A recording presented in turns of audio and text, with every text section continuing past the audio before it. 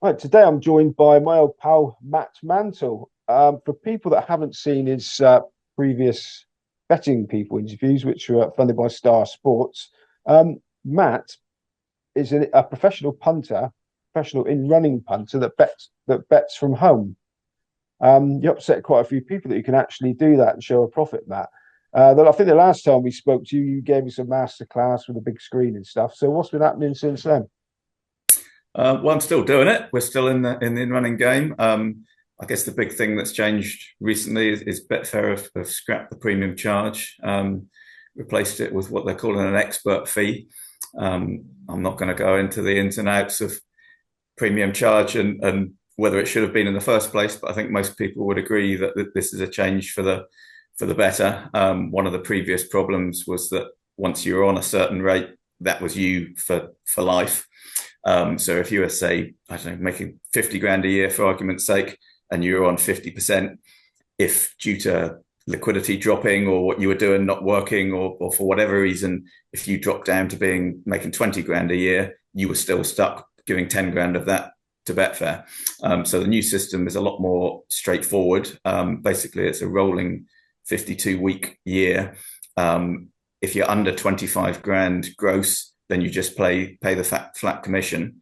25 grand to 100 grand, I think, is 40%. And the 50 and 60% ones have disappeared. So I think most people would agree that's a bit fairer for starters. And yeah, for most people, I'm sure there will be exceptions who are saying, actually, I'm worse off. But for most people, I would have thought that they're better off. And 25 grand without paying anything extra, I would have thought that's a reasonable incentive. Obviously, there's been big problems with liquidity, not just on Betfair, but with affordability checks, and betting everywhere is a familiar story at the moment. So hopefully that can arrest some of the decline.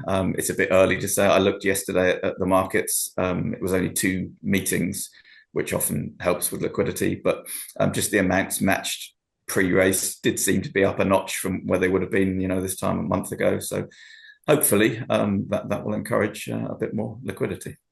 Okay, now it's funny that you say when you say most people, I think most people will be seething because they do their cobblers every year betting and they don't actually win at all. But when you say most Oh, people, you mean most professional punters are being well, happy that they I would have thought so, yeah. I'm sure there will be people saying, not me, but from looking at the nuts and bolts, I would have thought most people, one way or another, it would be an improvement for them. So, they're betting in running. I mean, there's been quite an evolution with that, hasn't it? I remember a pal of mine that started in the very, very early days. He was betting from home, and that's before I think people even realised, about the difference in the TV pictures and the actual live event, etc. And then people were betting on course in boxes and things, and then they've all gone to drones. Apparently, I mean, you've just sat there tapping away using the slow pictures, or have you gone on to the dark side now?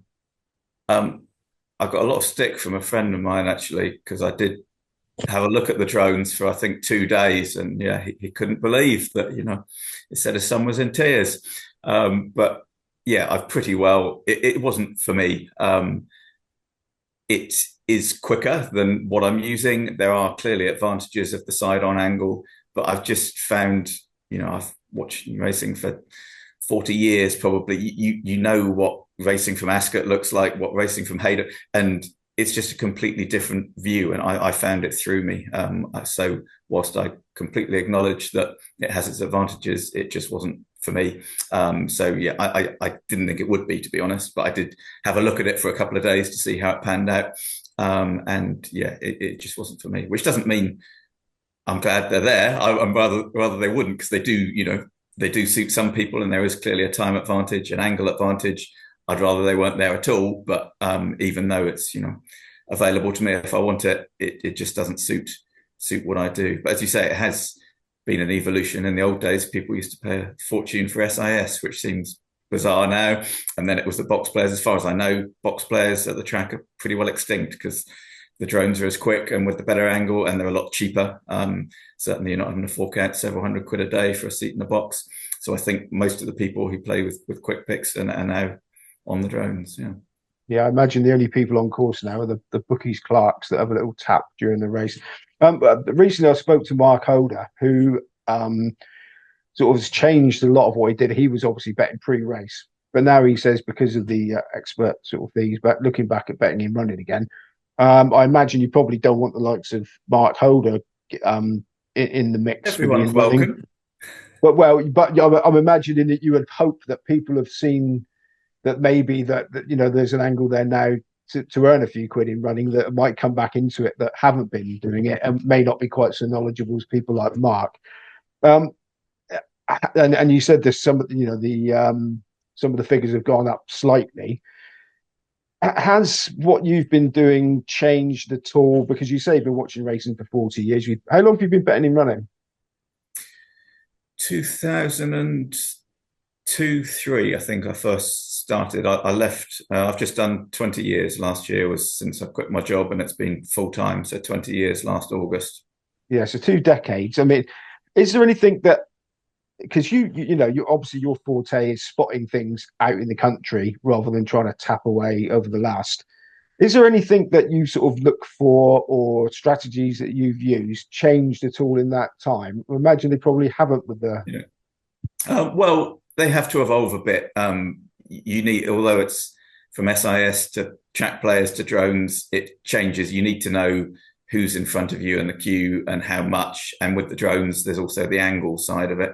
So it does evolve in what you're trying to do. The drones, for example, bends are your friends, I often think. They're not so good around the bends. They're great on a long straight, but for tracks where they can Punter maybe, where you've got that a lot of action happening off that final bend, I think you've got the drones tend to muddy the waters a bit there. So long flat straights suit them, but not me so much. There's the time advantage, but yeah, it's cutting your cloth really to what you're betting against. Strategies over the years depend on time, but they also depend on liquidity. I was talking the other day about the good old days, and using an example. This was a new market, so we'll update it to the modern day. Say you've got an end of season 16 runner, Newmarket maiden. The Gosdens have got 3 in it. 2 are fancied. One's been second in a maiden 2 weeks previous. One's a racy looking son of Kingman, and they've got a third one that's maybe by Frankel out of a Park Hill winner that was placed in a Gold Cup or something like that, or Irish Oaks. So bred for much further. You see it in the paddock, and it's backward green, having been niggled along to hold its place in the parade.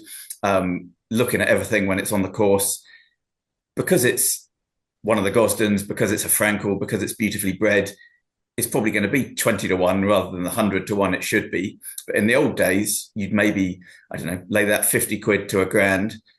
You can almost bet your life that it's going to be slowly away, struggle to hold its position, either, due to a lack of speed or greenness. It's going to be pushed along at the back. It may or may not stay on for a promising 8th or 10th, but 90 times out of 100, that's going to be, the easiest 50 quid you can imagine. On the 10 times out of 100 that it surprises you, it breaks okay, it's up with the pace, it's going okay, you'd have 50 quid on at 16s or whatever, and then deal with the position from there. But with the liquidity, and this is going back, a good few years, it's been a few years since you've been able to do this kind of thing. But these days, if you tried to do that, if it did break well, you'd find there's 2 quid at 16s, there's 2 quid at 14s, and then you're down to kind of single figures. So that kind of thing is the sort of thing with liquidity, particularly not just liquidity is down across the board, but it's really concentrated now in running towards the head of the market. So anything at big prices, the beauty of an exchange is that you're betting against other people, but if they're not putting in money, you've got nothing to work with. So that kind of thing that, 10, 15 years ago, I would have done all the time, that's gone. But then you can, replace it hopefully with other strategies as you move forward. Okay, now you mentioned a couple of things I want to ask you about. Yeah, so the drones, I imagine that a lot of the most serious players are using the same pictures. I know you don't use it, but how reliable are they? I mean, have they all of a sudden gone blank and you've realised that everybody's flapping and you can take advantage of the pandemonium that's going on elsewhere? I think they do. I think they are pretty reliable. They do have problems. Certainly, wind is a problem. So, I quite often put out a WhatsApp to a couple of people if I think it's windy enough in the hope that the drones might be down. But if they're down, it makes it interesting. But I think that, generally speaking, they are sadly fairly reliable. Yeah. And you do a fair bit of work pre-race. You're a bit of a form judge as well, aren't you? I mean, would paddock, would the more sort of intensive paddock sort of information be useful to you?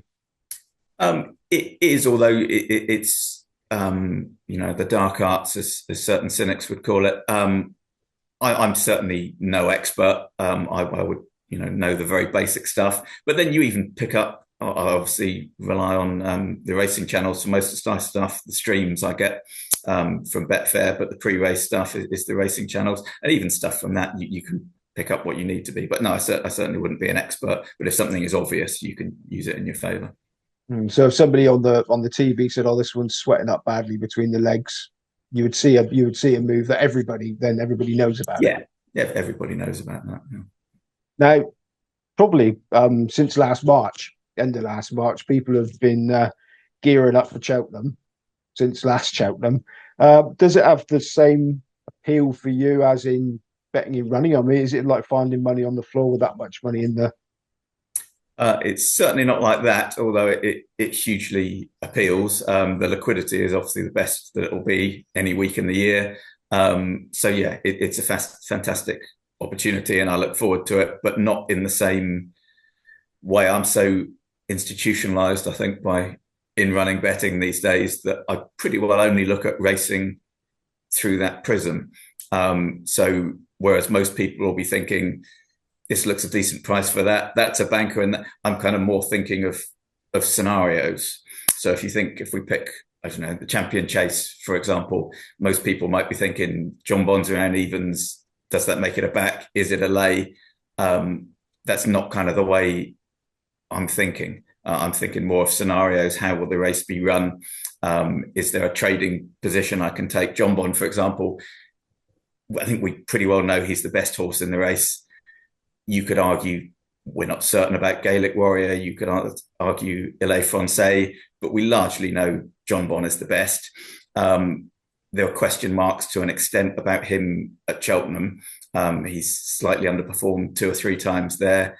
Is that a red herring? And there were reasons. Is it going to resurface at Cheltenham? Because, as I say, I'm so focused on the in running, I would much rather see him travelling with the enthusiasm he has been lately, jumping fluently, and back him at 4 to 6 after a mile than I would back him at evens and find out. I find it very hard now when I go to the track. I find it infuriating. That's about the only time I bet pre-race now, if I'm at the track. And if things are happening in running that I wasn't, I find it hugely frustrating. So anything I do pretty well is based around the in running. So again, to go back to that, the pace one is going to be fascinating in the Champion Chase. Solness, who won at the weekend, if you knew he was going to be allowed his third 25 length freebie up front, he'd obviously have a fantastic chance. If he's being harried by Ile Francais up front, and they're going a million miles an hour, it's a kind of Nupsala's King George, look it up, kids, on YouTube, then, he'd almost not be any price you like, but that would hugely diminish his chance. I might look maybe at laying Gaelic Warrior pre-race, because the last couple of runs, he's been, out with the washing. Is it that he can't go a 2-mile pace? Certainly if the ground's decent for the Champion Chase, that would be a question. You might lay him pre-race, and, that could be easy money. Equally, it could be a dangerous position if they do go off a million miles an hour and he's going it fine, sat behind them, then that price is going to collapse. So anything I'm thinking about Cheltenham is through that in-running prism. What will happen? What will that do to the market? What will I need to do at this point? And that's, very much the way I approach it. Okay, so when you're betting on the festival, do you just concentrate on the festival, or do you flick across to Southall and have a little tap on the running in them? And how hard is it to hop between the two if you do? I do, but I do it to tiny stakes because there is nothing. I've been there before, had a really good Cheltenham and blown nearly all of it at a minor meeting, and you just feel incredibly stupid. So I do the other stuff, but I keep it to an absolute minimum and that's something, talking about things over the years, I think I always staked more at the bigger meetings. But I think even now, in the last 2 or 3 years, I've come to realise quite what the difference is in what not only big races but races that suit me. The difference that I should be betting in compared to the smaller stuff is way more than I think I realised for years. Okay, why is that, do you think? Oh, I think just certain things suit you. Going back to the kind of drones and what you're up against. I try and bet in races where the waters are a bit muddied. If you think of an all-weather race at Lingfield, every bloody all-weather race at Lingfield there's ever been, they come around that final bend, they fan out, some come wide, and about 10 strides into the home straight, there's a period where any idiot could say, here they come, it's going to be that one. And, if you're betting against that with a time delay and with the angle on the drones, then that's madness. Whereas a novice hurdle, for example, I do like a novice hurdle with lots of inexperienced runners. So you might reach 3 out maybe, and you've got, this one was rated 100 on the flat, clearly the best of them, but it's jumped like a walrus.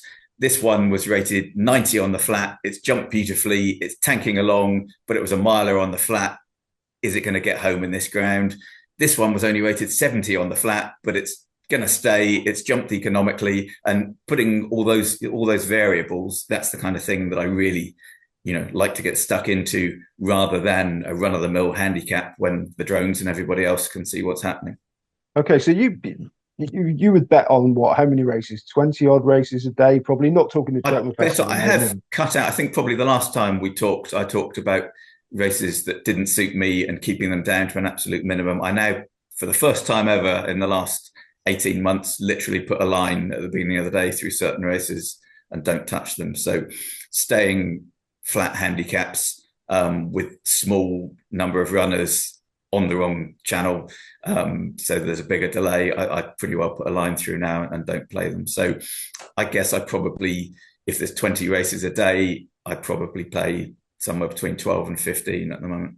Okay, so that novice hurdle you were talking about, how much work were you put in pre-race to getting to know a bit about the horses, or is it all in there?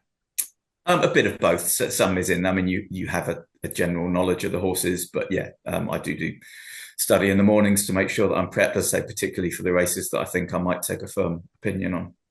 And are you anticipating what's going to happen in these races?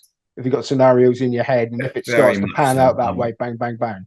I'm quite tragic, probably is the word, but yeah, I constantly have scenarios going around in my head. If this happens, then I'll do that. If that happens, then I'll do this. I'll start off with this, but I want to be out of the position if that happens. And to go back to Cheltenham, to give you an example, I'm quite frustrated that I've had a scenario in my head for nearly 2 years of a lifetime, a bit of a lifetime, laying Constitution Hill in running ever since Aintree, coming up for 2 years ago.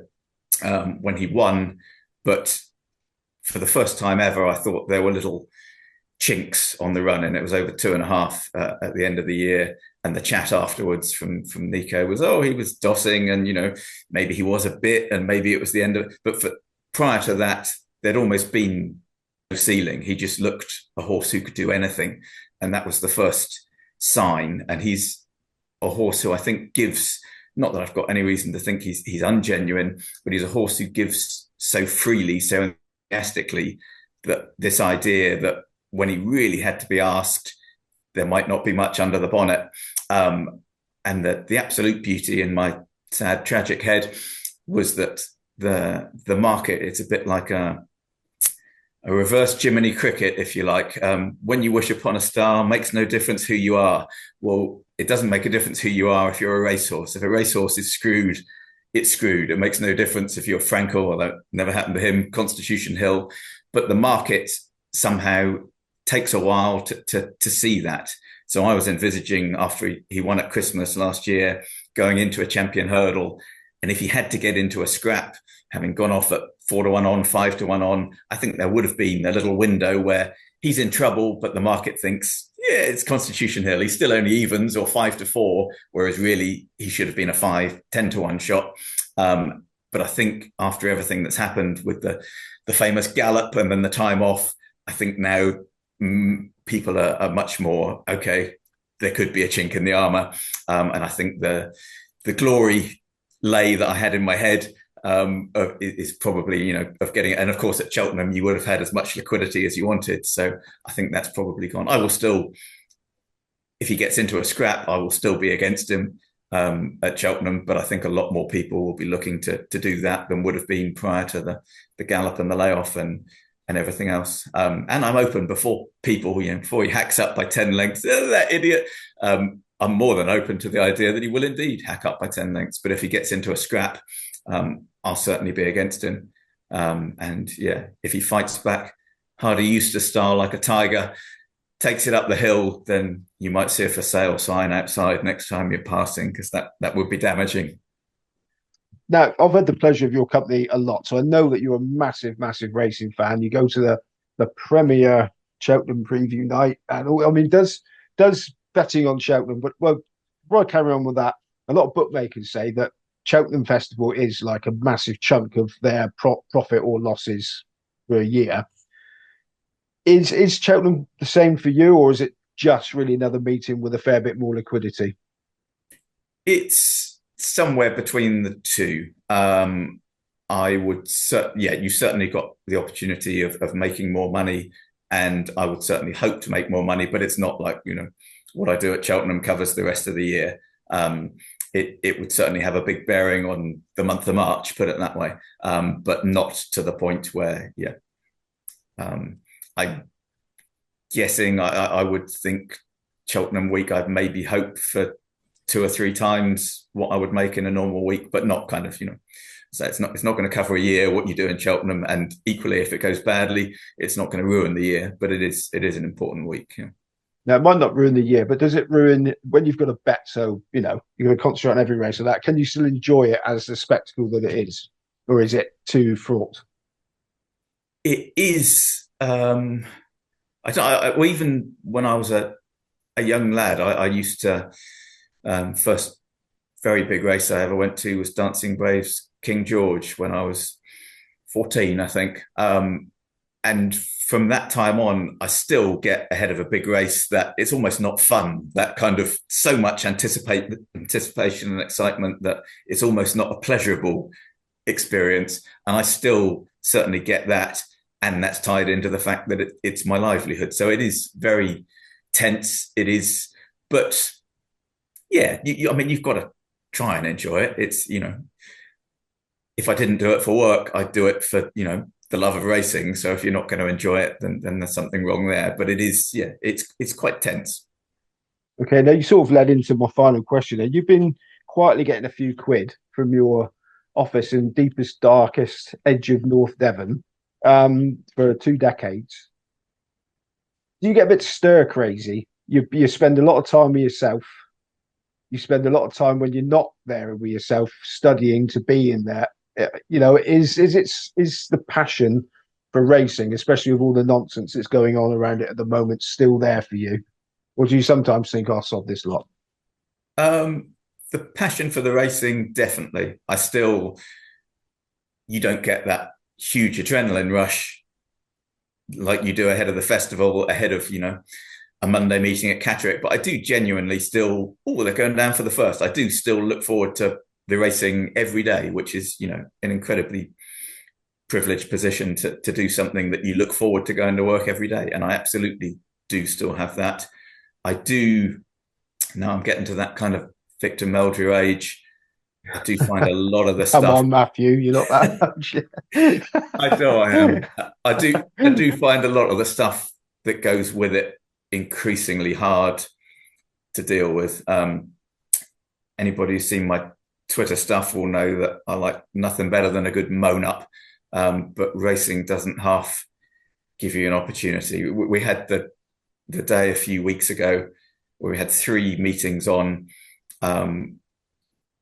No problems at all at any of the 3 meetings at about 11 o'clock, as far as we knew. And then Ludlow and Newcastle, all of a sudden, the jockeys turn up and decide it's not fit to race. The 3rd meeting is shrouded in fog. Not that fog is anybody's problem, but from going to, we got 3 meetings, here we go, to they're inspecting at two of them. One of them's shrouded in fog. Ludlow eventually cancelled. Newcastle did go ahead, but delayed. And then you've got two meetings left. And because of the delay, they end up clashing. So you've got a split screen. One of them's in, and you just think, it doesn't have to be this way. A bit of communication, there must be somebody, you know, I know there's no money in racing, but there must be enough money to pay somebody.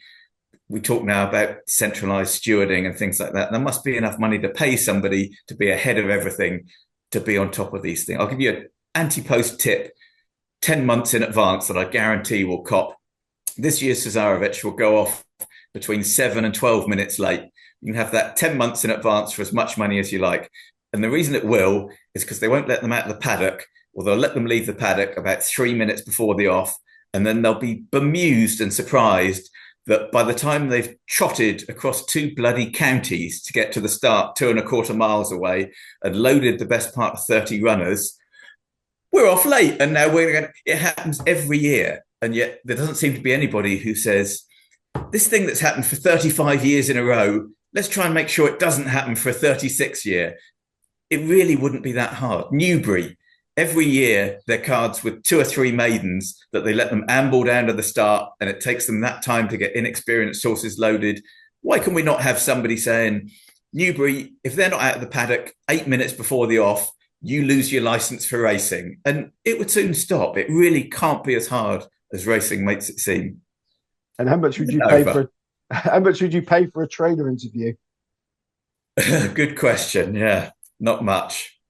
So, Matt, the immediate future. I mean, are you quite happy sat in your office tapping away, or wouldn't you rather be at the races and try and sort of sit there somewhere with your laptop and watch the big screen and get the fresh air and the banter and all the atmosphere of the being on the turf? Is that something you're going to do in your retirement, or are you just going to keep tapping away? Certainly go racing a lot more. I do love, for all that I find it incredibly frustrating when I have one of my rare pre-race punts and it doesn't pan out how I think it's going to, and you're watching the early stages thinking, if I was at home. But I still absolutely love a day at the track, and I'm sure I will do more of that when the time comes. But for now, and I'm quite, I'm a miserable old hermit at heart. I'm quite happy to do it at home and whinge about everything on Twitter, and that'll do me for a while yet.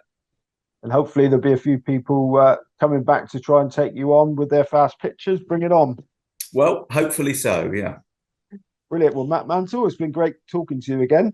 I think the lighting's done you there. You've been shrouded in darkness for most of this, but you like to be incognito. That's how I like it, yeah. Yeah, it's probably by design.